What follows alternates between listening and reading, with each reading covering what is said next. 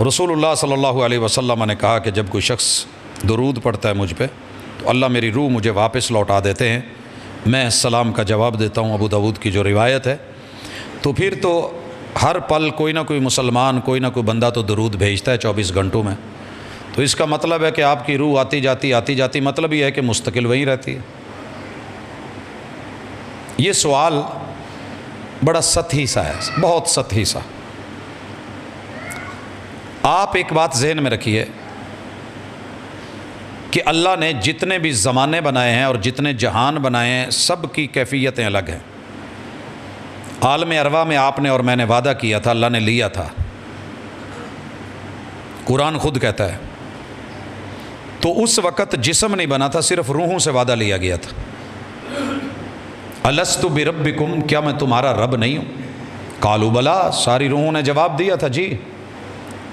تو سوچئے اگر میں یہ سوال شروع کر دوں کہ کیا اس وقت روحوں کے کان تھے، جسم تو بنا ہی نہیں تھا، تو روح نے سنا کیسے؟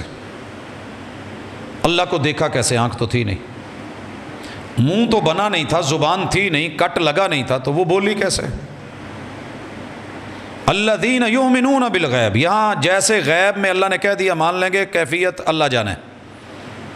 ولکن لا تشعرون، ہمارے شعور سے بالا ہے تو ہم ٹامک ٹوئیاں نہیں مارتے، حالانکہ عالم ارواح میں آپ بھی رہ کے آئے ہیں، میں بھی رہ کے آیا ہوں۔ باپ کی پشت میں، ماں کی سینے کی ہڈیوں میں، مٹی میں، آگ، ہوا، پانی میں ہم رہ کے آئے ہیں، تو ہمیں یہ بھی خبر نہیں ہم کہاں تھے، کس جگہ تھے، کس جگہ مٹی میں تھے، کس محلے میں تھے۔ ہم جہاں جہاں رہ کے آتے ہیں کرائے پہ پتہ تو ہوتا ہے نا، یا مکان بدل کے جی میں فلاں ضلع میں فلاں جگہ، تو ہمیں تو پچھلے سارے وہ مراحل یاد ہی نہیں ہیں۔ جب دنیا میں آئے تو دنیا کا جہان اپنا ہے، ماں کے پیٹ میں تھے، پیٹ بھی تھا، سارا سسٹم تھا، مگر پیشاب اور پخانہ نہیں تھا، خوراک تو ملتی تھی۔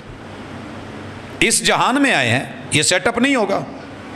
قیامت کے دن جب جائیں گے تو جنت کے اندر بول و براز کا معاملہ ہی نہیں ہے، کھائیں گے پیئیں گے مگر بول و براز نہیں ہے۔ تو پھر برزخ میں، قبر میں، نشر اور حشر میں جہاں ہم گئے ہی نہیں، وہاں قیاس کر لینی کہ ایسے ہوگا اسی جہان کی طرح۔ ہر پچھلے جہان کا اگلے جہان سے معاملہ مختلف ہے، اور وہ صرف اللہ جانتا ہے۔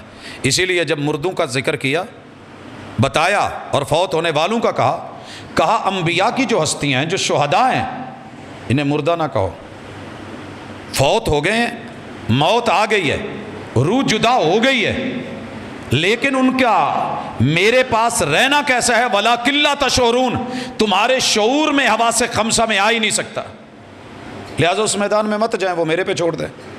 ہمارا کام ہے درود بھیجنا، سلام بھیجنا، رب کا کام ہے پہنچانا۔